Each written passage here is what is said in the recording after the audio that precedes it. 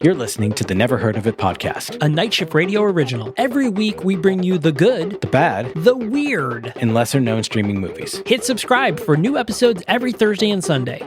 In an unusual turn of events, my shirt has color in it now. It does, yeah. It's like and mine is black and white. it's like I've mysteriously crossed that threshold in the film where it changes from black and white to color, and I'm about to learn that the real beauty was inside me all along.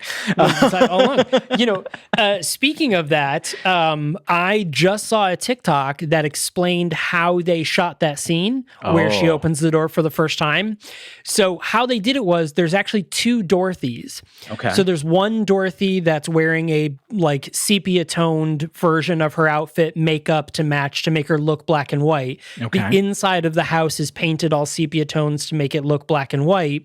And then outside is actual color. So the false Dorothy steps up to the door. She opens the door and she's holding Toto. She opens the door and then she backs out of frame, hands Toto to the real Dorothy, to Judy Garland, who then walks out of the door in her full color dress and everything like that. And so that way that's how they did the one seamless shot, because it's one seamless shot. Yeah. Of that she opens the door and she walks out. There's no cutting there. You know, they didn't do match frame cuts very well back in 1934 or whatever it was. Right. So that's how they did it. They did basically the cowboy shuffle. Dorothy does the cowboy shuffle, and that's how they did it. I honestly, to this day, that is still one of the coolest moments in film to me. Like that, that transition, that like sudden, vivid pop of color reveal in a film that had been black and white, and just boom,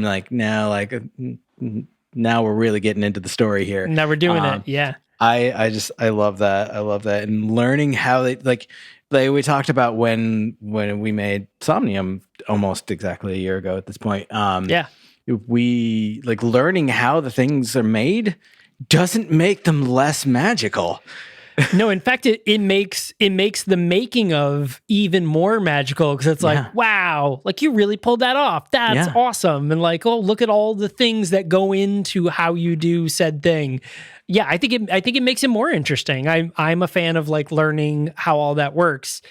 Yeah. So just in case anybody doesn't know, I use the term cowboy shuffle. So cowboy shuffle refers to, again, it's referring back to old cowboy films, old Westerns. Mm-hmm. But basically what is the stunt person, would fall off the building, off, to the bottom of the frame, and then the hero would stand up and they would see them, and that's how they shuffled the actors. So you could do one continuous shot where the person would, do the cool thing, fall down, and then the hero would just get up and be ready to go, and it looked like it was all the same person, but it was not. That it was, two different people. That's referred to as the cowboy shuffle. That's really cool. So that's a cool film term about that. But yeah, so cowboys, pew pew.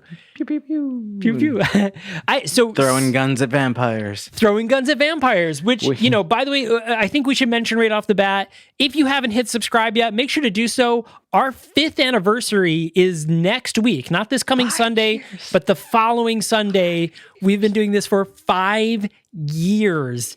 That is wild to us. So the first film we did was a movie called Billy the Kid vs. Dracula. So in all of March, we're doing all Dracula-themed movies. Mm-hmm. But we'll talk about that next week. But this coming Sunday, we're talking about a movie called 7 Days, which came out in 2021. So you want the 2021 version. Not the 2010 version. Oh my God. Not the 2010 version. If the poster looks like it's written in blood, you are watching the wrong movie. Yes. You want the cute Indian American romance one. Yes. So that's where it is. That movie is currently streaming on Hulu, where you can go and watch that. But until then, a few new things have come out. We just talked about 7 Days is a Indian American rom-com. Another big rom-com with some big people, well-known people, just came out on Netflix called Your Place or Mine. So this movie just came out a couple of weeks ago. It stars Ashton Kutcher and Reese Witherspoon. Oh, weird. But more specifically, Tig Notaro is in this movie. Yes. And Tig is hilarious and almost worth the movie. So the plot of the movie is Ashton and Reese hooked up, whatever, X number of years ago. Like, we're talking decades ago. Hooked up 20 years ago. They had like a one-night fling. The next day he's like, I don't want to do this. And he kind of ghosts her. And then she confronts him about it. And he's like, I just didn't want a thing. And they end up just becoming best friends. So they've been inseparable best friends for the past 20 years. But at some point during this time, let's say 10 years ago from today, Ashton moves out to LA. She lives in LA. Ashton moves to New York City. Okay. So off they go to their opposites. So they're on opposite sides of the coast, but they still call each other every day, right? They talk every day. They're like really involved in each other's lives. They come and visit and all that kind of thing. And it's a really weird scenario. I'm not really sure, like the logistics of it kind of don't make sense, but for some reason, Reese Witherspoon has to go to New York City to take this week-long class to which she'll end up getting a degree in something accounting, some sort of math thing for accounting. Sure. To which she never really wanted to be an accountant. She wanted to be an editor, a book editor. And he works in consulting, but he never wanted to be a consultant. He wanted to be an author. That was kind of like the thing why they got together. Of course, yes. But he works in consulting. So she's like, hey, I'm going to come to New York City. I'm going to visit you. We're going to hang out. Like, it's going to be cool. But she has a son from a previous marriage. She's now divorced, and she has like an 11-year-old son. And she's like, my son's going to be with the babysitter, which is Rachel Bloom, by the way, who was in My Crazy Ex-Girlfriend and more recently in the show Reboot, which got canceled, which is very sad. I really enjoyed that show, but it got canceled. She ends up not being able to babysit. Now the kid doesn't have a babysitter. And Reese Witherspoon's like, what the hell do I do? Like, I really need to go take this course in New York. And Ashton Kutcher's like, oh, I know. We'll just house swap. You come stay at my place. I'll go stay at your place and watch your kid while you go stay at my place and, do your class thing. So they house swap. Okay. I know. It's really convoluted. It really doesn't make sense. So they house swap. So here's the thing. There's only 2 scenes in this whole movie. I mean, 2 scenes, not like flashbacks. I mean, 2 scenes, period, in which Ashton Kutcher and Reese Witherspoon are actually in the same room together. And one of them is a flashback to when they first met. And then the other scene is the end of the movie. So by the time the end of the movie happens and they get together, all this other stuff has happened, because he lives this kind of crazy swinging lifestyle and, a new girl every 3 months. And she lives this very reserved suburban mom house style where everything is Post-it note labeled, of course, and so they have these very conflicting things. And, she's living in his house. She ends up hooking up with this dude. He ends up, over at her house. But for some reason, they end up together in the movie. And I was like, this doesn't make any sense. Like, you guys don't even, you're not even in the same room. Like, it was just really weird. And I bring this up, and I bring this up in the episode we talk about this Sunday, where we see a love story happen when the 2 people are not with each other because of the scenario that's happening. But in this one, it didn't work. It really didn't. They're separated the entire time. And when they do actually get back together, it's when she flies back home, and they end up meeting up at the airport, and they have the airport moment. I'm just like, what? Like, this just does not work for me. And, there was these jokes going along online of when they went to the premiere of the movie, they were seen in public, and they very much looked like they didn't want to be in the same room together, which, turned out to be a funny thing where I guess Mila Kunis called them on a group call in the middle of the red carpet thing and was like, what the hell are you guys doing? Act like you like each other. And it was really funny. It became this whole ordeal. And, they did. It wasn't like they don't like each other. It's just they were being very formal with each other. So it didn't look like they were like, hey, we just shot a movie together. So because weird. They didn't shoot a movie together because they're not in any scenes together. Yeah. So they never had to shoot their parts together aside from the 2 scenes, which they probably all shot on the same day because they all take place in the same location. Yeah. So it was like, It was really weird. It was really weird rom-com because I was like, she should have been with the other dude. Like, it made sense for her to be with the guy that she hooks up with in New York. And it makes sense for him to, I don't know, go be with somebody else. Like, it did not make sense for them to be together. And if they've been best friends forever, then why can't they just be friends? Can't they just be best friends? They clearly worked as best friends. Yeah.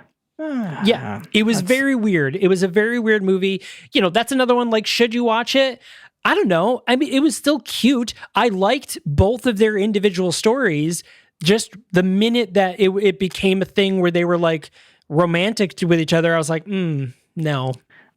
We're good. Go back to the other stories because that was interesting. That's kind of how I feel, like how I view most rom-com stories, though, is like, did this really need to happen? Nah. But like, This feels like even more so like that just feels forced in order to make a point. It was very, very forced to make a point, which, yeah, it was really weird. I don't know. Have you guys seen it? Let us know down below in the comments. If you're watching us on YouTube, hit that subscribe. Hey. If you're listening on your podcast player of choice, hit up our main accounts at Night Shift MG everywhere, Twitter, Instagram. Yeah. Let us know. Did you watch it? Is there a better rom-com that came out recently that I should watch? I haven't watched Somebody I Used to Know. Apparently, it has a really good ending for a rom-com. That one stars Alison Brie and is directed by Dave Franco, her husband. Yeah. It's supposed to be really good, and I guess it does a cool twist on rom-coms. I'll probably watch it tonight. Yeah. But I don't know. Should I watch that instead? Let me know. I need to know. I mean, it sounds like you probably should watch that one. I'm going to. Wait, not a lot new in our household lately. In fact, a couple nights ago, we didn't end up watching any television at all because we actually took a little date night out to see a play, or more specifically, a musical. I don't know if you remember, at this point, it would be almost 5 years ago.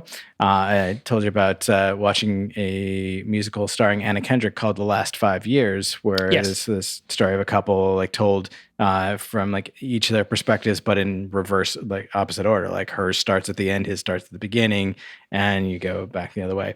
I saw a local production of that was just really phenomenal. Just, that's awesome. Literally just the two cast members and the orchestra, and then like one extra for a particular scene. That's just basically is, for all intents and purposes, she's essentially set piece because she has no speaking lines or anything like that. But really, really neat to kind of go out and have that experience again. But what we have watched recently, there's been some shows coming back for new seasons that we're getting back into. We love cooking shows, so we've been watching the new season of Next Level Chef, which, if you're unfamiliar, is a premise where there are 3 teams competing against one another, each led by a known and respected chef, Naisha, Chef Blaze, and of course Gordon Ramsay. And they're competing to get a spot in one of 3 kitchens. The top level kitchen is this like immaculate, like everything stocked to the gills, like beautiful brand new equipment. The mid-level is more like what you would see in a typical commercial kitchen, and then the basement is just like everything is falling. It's like my apart. kitchen. Yeah, it's like a galley kitchen, and everything is cramped, and all the equipment's old and whatnot. And so the initial way that the show seemed to be pitched was that each week each team would be vying to like make it up to the top, and like if you slipped, you might go down a level, you might go down 2, someone else might go up, so like there would be like constant movement, like intentionally. But season 1 was all like randomized. Like they would get in the elevator and it would just take them to a level, and they'd have to adapt to that, which was a neat concept, but that's not really how it was pitched.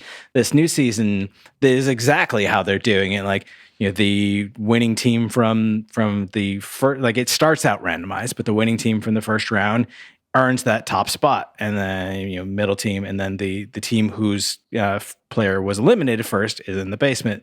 And like each week, that's how the order gets shuffled around, and I really like that. We're only 2 weeks in, some really interesting stuff, some fun characters developing, but just like that's been fun to see a show more deliver on its original promise. That's been exciting. But of course, the real big news this past week has been the return of the 3rd and final season of Star Trek Picard.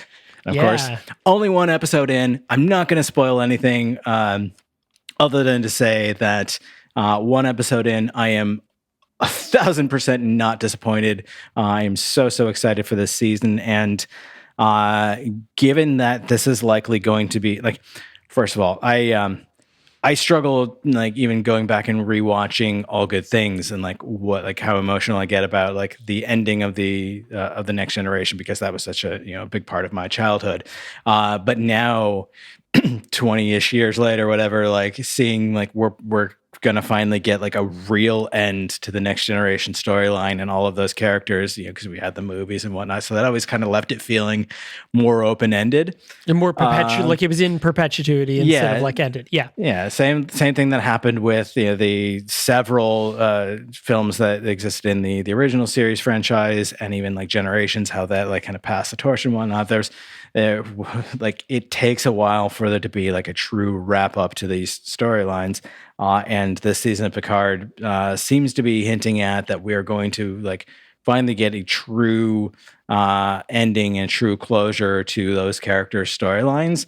And I am both excited, like thrilled, but also like I don't think I'm emotionally prepared for how heavy the season's probably going to be. But absolutely gorgeously shot. Next Generation, for all its sci-fi like hopefulness and occasional adventure and whatnot, very much a melodrama.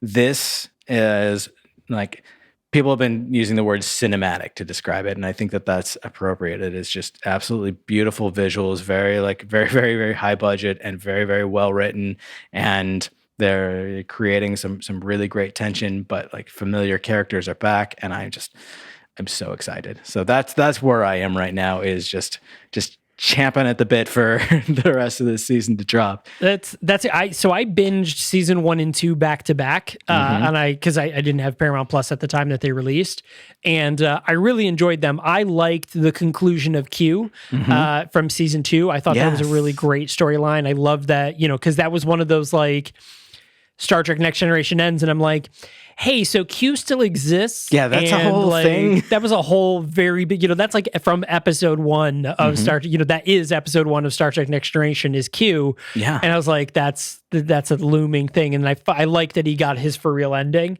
So that was really good. So I did like that. I'll definitely have to check that out. Yeah, I think you'll be happy with this first episode. And we were talking a little bit about it with our friend Casey from Superpod HeroCast, and where No Mama's Gone before. I hadn't watched it yet at the time, so I got to pop back into that group chat and give my first impressions. But this new era Trek, like I say it every single time it comes up, but just has been so great for someone who's been literally a lifelong fan to see these new stories come and these new ways of telling the older stories, and just seeing them finally given like the rich full treatment that they deserved. Yeah, completely.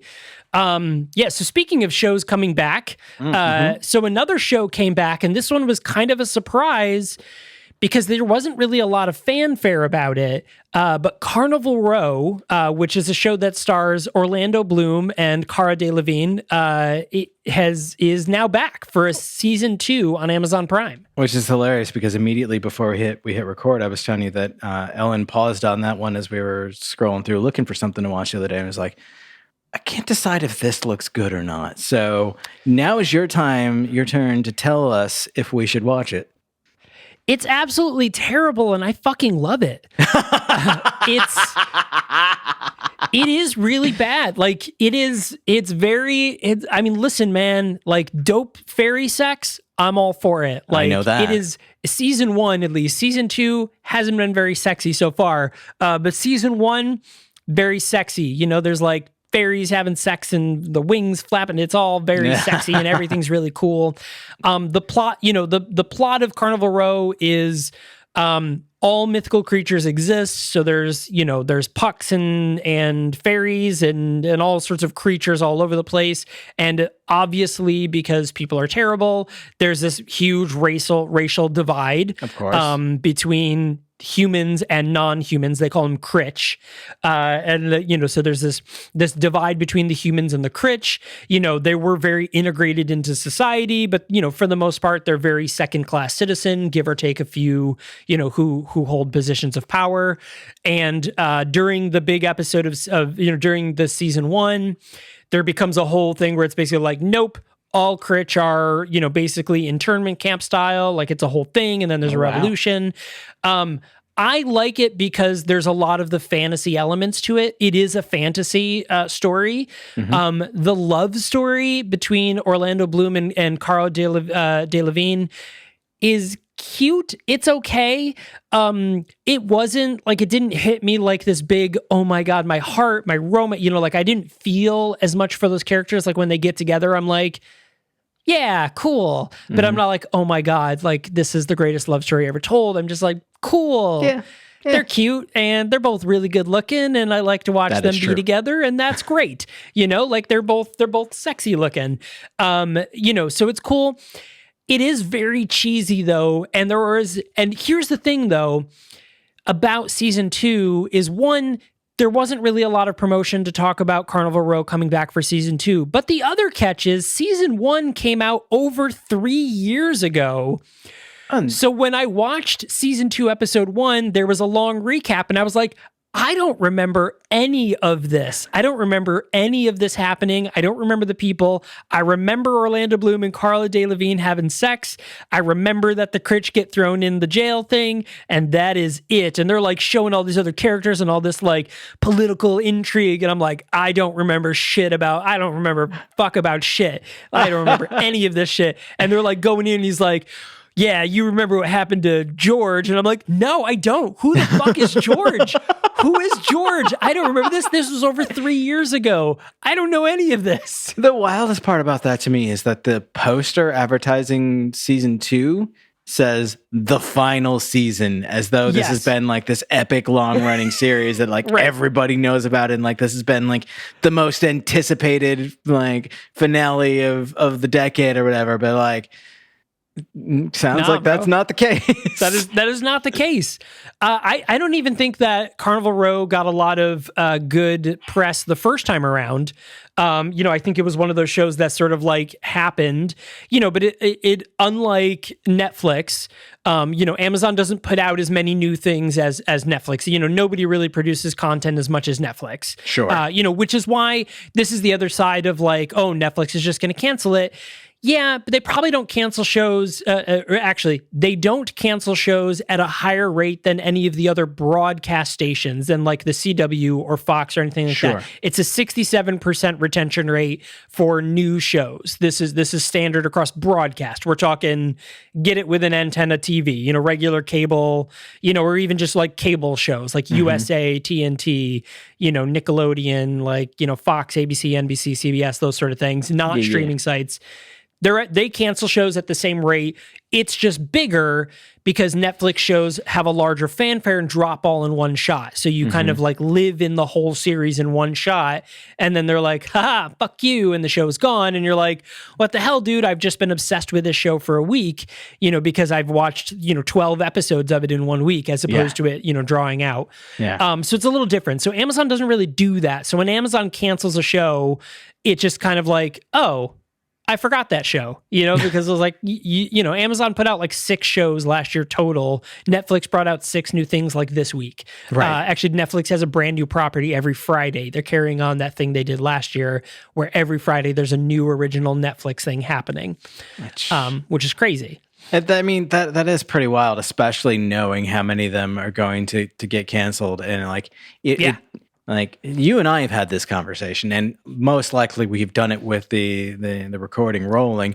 Like that, it makes it feel like really hard to want to get into something. It does. Either knowing that it was already canceled, or knowing that like it could be like you could find out it was canceled when you're halfway through episode 3 of the first season of 2 or whatever, like at any moment it's just gone, and like that's frustrating. It's hits more with the binge model thing is because you spend so much time. Like, even, if you figure, the average show that we're talking about is anywhere between 8 and 10 episodes and about an hour long. So you spend 10 hours typically, I'm going to say typically, but if you're anything like me and what we know a lot of people are doing, you watched all 10 episodes over the course of a weekend. Yeah. So when that news hits, you're like, well, what the fuck did I waste all that time for? Whereas opposed to a regular show, like a show you would watch on Fox, where you spent 12 weeks or even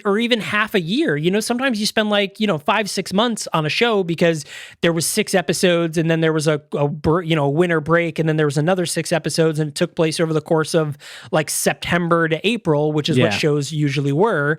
By the time April hits, you're gone through that whole season.